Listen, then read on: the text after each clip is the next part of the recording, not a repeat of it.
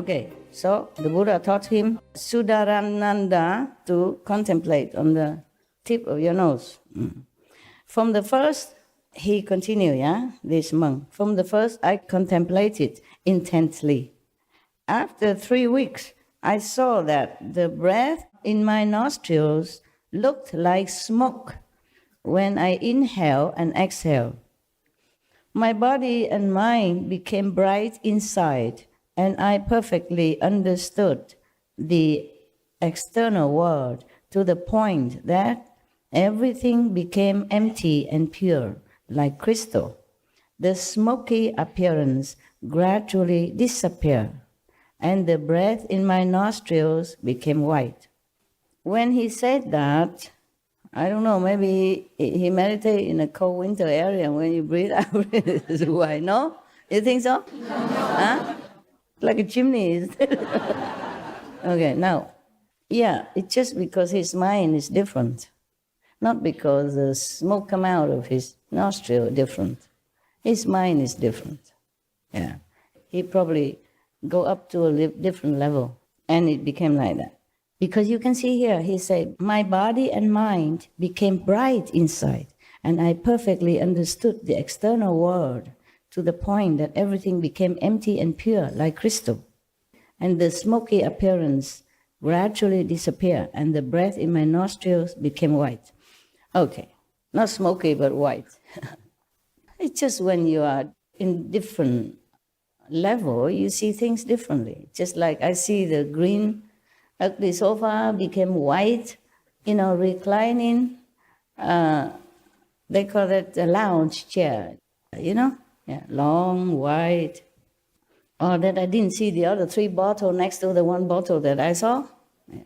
Something like that. Many other things I don't remember now to tell you, okay? When we are in a different level of consciousness, we see more reality than the appearance of this illusionary magic game here, okay? Yeah. It's nothing really mysterious. Nowadays, even scientists can prove it. The hologram things, I told you already, right? Who is that singer? They created a hologram of her in another far, far, far away concept, different concept. So she be in 2 places same time with the hologram technique. Yeah, that's a technique, you can do it already nowadays. It's just very expensive for your master to, to try. Maybe later you see me here, but not me here, huh? Yeah. Beloved Master, even quantum physics proved that everything is made of music. Music, yes. Sound. Oh, yeah, vibration. Okay. Exactly. Yeah, they prove everything nowadays. There's nothing mysterious anymore. Okay, huh? Yeah, soon you can also appear in many places just to scare people. When they were gossiping about you and you just appear. I heard everything. I will change my will. The will of the inheritance. In France, during last election, one politician made some speech, and he was at another place making the same speech with other people. Yeah. Nowadays we can do that. Yeah, in France they make it already. Yeah, you see that? I'm not telling the story. It's true. I saw the clip just passing by somewhere. I don't know where. I saw her just standing there singing, talking to her fans. But she has having a physical concert, long distance from there. I don't know how many miles or how many countries. Yeah, it's nowadays they can make that already. Okay, maybe one day then it's good. I can retire. I sit in my cave and just project this. And maybe each of you will have one master in a hologram. What? Where? Master, please touch my head. Can I hug you? Yeah, something like that. And you're hugging nothing. Yeah, but I wonder why it took so long, because in the movie Star Wars, they already saw this type of thing already. Yeah? Why did it take so long now to realize this, to make it come true? In the future, this hologram stuff will be cheaper. Yeah. And I can just sit in my cave all day long. Whenever I want to talk to you, I just project this hologram. I just tell the assistant, now, turn it on. Tell everybody to gather first, and then now, turn it on. And then you saw me sitting here. Yeah, just like now. Who knows, yeah? Nowadays, we're so advanced, not as good as in many other dimensions, even in the astral level, we are nowhere yet. But still better than 100 or 1,000 years before, right? Yes. Okay. Coming back to serious Buddha business. So, my mind, Sudarananda, continue, yeah? Because at that time, he must be in samadhi or in some different level, because he say his body and mind very bright. He see the light inside and he thinks it's from his body and mind. But he enter another dimension, or maybe inside, you see, samadhi. That's why he say his mind and body very bright. Just when you meditate, you see the light, that's what it is, and you think it's from here, or from your own body. So that's how he described it at that time. And then he say, my mind opened and my outflows were extinguished. Every inhalation and exhalation of breath was transformed into light, which illumined the 10 directions, and I attained a hardship. The World Honor One predicted that in the future I would obtain Bodhi, would become Buddha. Oh, it doesn't need Buddha to say that. I can also say that. Everybody in the future will be a Buddha. The Buddha asked about perfect penetration. I did it by means of the disappearance of the breath, until eventually the breath emitted light, and the light completely extinguished my outflows. This is the foremost method. So that's what he thinks, yeah? That because he observed the breath, and the breath transformed itself into light, and that light purify him, etc., etc. Yeah, and then the Buddha even say that he will realize Buddhahood. So he's happy and he thinks practicing on the breath is the very best method. The next one. Purnamatraya Yaniputa arose from his seat, bowed at the Buddha's feet, and said to the Buddha, for vast kalpas, again, I have possessed unobstructed eloquence. When I discuss suffering, this monk also knew his past numerous kalpas. I have possessed unobstructed eloquence. When I discuss suffering and emptiness, I penetrate deeply into the actual appearance, and in the same way, I give subtle, wonderful instruction to the assembly concerning the secret Dharma doors of as many thus come ones as there are sands in the Ganges. I have also obtained fearlessness. The World Honor One, Shakyamuni Buddha, knew that I had great eloquence, and so he made use of my voice in turning the wheel of the Dharma. He taught me how to disseminate it. I joined the Buddha to help him turn the wheel. I explained it. I accomplished a hardship through the lion's roar. The World Honor One certified me as being foremost in speaking Dharma. The Buddha asked about perfect penetration. I used the sound of Dharma to subdue demons and adversaries and melt away my outflows. This is the foremost method. This monk, he always had, perfect eloquence, great eloquence.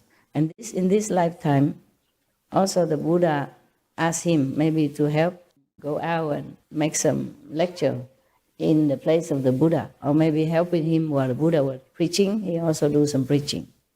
And he thinks, because of preaching the Dharma, that he has extinguished his outflows, his defects. So he thinks that is the method, because he used that sound of the preaching of the truth. When he preached the truth, he can subdue the demons and all that, and extinguish his own defects. So he thought that is the best method. Yeah? So that's his method, yeah? When you preach in the Dharma and you enter Samadhi, you clean yourself, purify yourself. And so he think his eloquence, his preaching of the truth has helped him. Next one. When you preach a Master Dharma outside, you have any of this kind of experience? See in the past? Ganges sent cow baths? No? Yes? No? No. Okay. It's good that you're honest. This period of our life, of our time, it's very difficult for people to attain such attainments. But these arhat, they have been countless of aeons already been saints. So they came back to help the Buddha in some way. Either to help him to preach the Dharma instead of him all the time, just like some Guan messenger go out or you do it, or some other help him like being his attendant.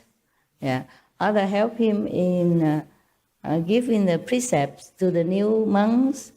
Other helps him in maybe, cleaning the ashram, because if you are not pure, you should not go there even just to clean the ashram. Nowadays, I don't know, just whoever can clean, just clean, but not clean my personal space, just a street or something around. And even then, I let them in only once a month. I don't want people come in and out every day. I'd rather have the dry leaves there on the street. They're harmless, okay? They don't emit any bad energy or whatever, or disturbance, or they don't want me to go out and touch their head or bless them or whatever, yeah. So cleanliness has many forms, eh? It's not like you bath and then you shower, you shampoo and then you perfume and then you're clean, not necessary. Huh? Clean inside is very important. But outside also must clean. Huh? Please don't don't emit something that's not supposed to emit. Now, there's another monk, okay? Upali arose from his seat. I think they take turn one by one. Whoever came first to the Buddha to learn, they spoke first. Yeah, they have this kind of order. So otherwise, everybody stand up at the same time and speak together. Then the Buddha can never hear, or the assembly cannot hear anything. Yeah. So now it's Upali. Upali arose from his seat, bowed at the Buddha's feet, and said to the Buddha, "I followed the Buddha in person when he fled the city and left the home life. I observed the thirst come one endure 6 years of diligent asceticism. I watched the thirst come one subdue all the demons, control adherents of external paths, and become liberated from all outflows, which were based on worldly desire and greed." Wow, this one followed Buddha a long time, huh? Probably one of his attendants before or something, yes. Or maybe just one of the first one who caught sight of him and then followed him to help him in some way. 6 years. During 6 years even. I based myself on the Buddha's teaching of precepts, encompassing the 3,000 awesome deportments and the 80,000 subtle aspects. Both my direct karma and my contributing karma became pure. My body and mind became tranquil, and I accomplished a hardship. In the third come one's assembly, I am a governor of the law. The Buddha himself certified my mind upholding the precepts and my genuine cultivation of them. I am considered a leader of the assembly. The Buddha asked about perfect penetration. I disciplined the body until the body attained ease and comfort. Then I disciplined the mind until the mind attained penetrating clarity. After that, the body and mind experienced keen and true absorption. This is the foremost method. So, for him, the precepts is the foremost method. You discipline your mind and your body. Don't let them rule over you. because the body sometimes desires something which is obstructive to your spiritual progress. Yeah? The mind sometimes giving nonsensical ideas, yeah, and make you run around, for the object of your desire, so-called the mind desire. And he disciplined them all through the precepts of the Buddha. So for him, he thinks that is a method, controlling the mind and the body. Okay, what is direct karma and contributing karma? That he can purify. Anybody know? I don't have anything. Maybe a pen. Okay, South African, tell me. Most of the direct karma is the karma that's directly linked to him, and the associated karma is karma around him that he collects or that he works with. What is the direct karma again? His direct karma, the karma that he deals with directly himself. In himself? You mean for this lifetime? Yes. And then the other one? The associated is for what he collects around him. Okay, good. Meaning nothing can affect him anymore. Even this lifetime karma, he can control. Like yesterday I have told you, suppose you were born to do something bad, but because of the precepts, you know what is right, what is wrong. You don't do it. At least the action, you don't do it. Even though you have the urge inside or the thinking, but you control, okay? And then you also control your mind that it don't even think like that. You cut it off right away. When something not correct arises in your mind, you cut it off. You don't follow it. Yeah, you control it. And then, of course, you control the body also. And the contributing karma is people affecting you around you. Correct? Yeah, here's I have a pen. To sign your real estate deal. Is business better now? Yes, Master. Yeah, good. Yes. Okay. I'm happy for you. How about the last boyfriend? Does he last? No, there's no boyfriend, Master, and I'm happy So now. he didn't last either? No. Okay. I reckon. I thought so. I thought he won't last either. Even though you told me that he was the best, he could help you a lot of things, but I think he won't last. Okay. Well, I'm glad I last. At least one person lasts in your life. Master, you're my true love. You are my true love. Oh, wow. Yeah? You are the true love for all of us. How touchy-feely. Yeah. Thank you. Okay.